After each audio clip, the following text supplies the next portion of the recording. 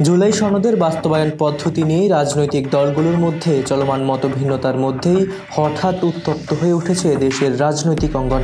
আজ রোববার সন্ধ্যায় বিএনপি, জামায়াতে ইসলামী এবং জাতীয় নাগরিক পার্টির সঙ্গে বৈঠকে বসতে যাচ্ছেন অন্তর্বর্তী সরকারের প্রধান উপদেষ্টা অধ্যাপক মোহাম্মদ ইউনূস।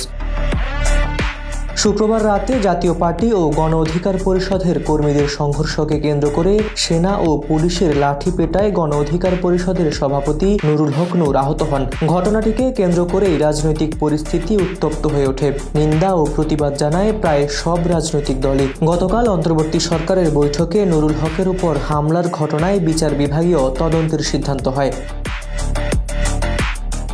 প্রধান উপদেষ্টার প্রেস সচিব শফিকুল আলম জানিয়েছেন, আজ বিকেল 4:30টায় জামায়াতে ইসলামী, সন্ধ্যা 6:30টায় এনসিপি এবং রাত 7:30টায় বিএনপির সঙ্গে আলাদাভাবে বৈঠক করবেন প্রধান উপদেষ্টা। বৈঠক হবে যমুনা সরকারি বাসভবনে।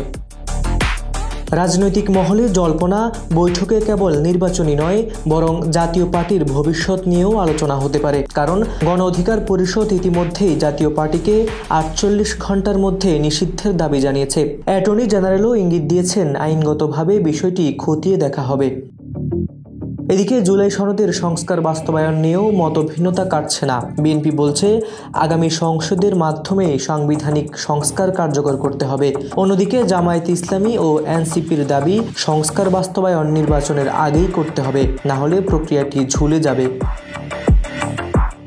সব মিলিয়ে দলগুলোর অবস্থান এখনও অনড়। ঐক্যমত্যের পথ কঠিন। তবে রাজনৈতিক অঙ্গনে আলোচনায় এখন একটাই প্রশ্ন, ঘোষিত সময়ে কি হবে আগামী জাতীয় নির্বাচন, নাকি নতুন সংকট আরও জটিল করে তুলবে দেশের ভবিষ্যৎ রাজনীতি। কাজল হায়দারের রিপোর্টে হাবিবুর রহমান নিশান, খবর সংযোগ।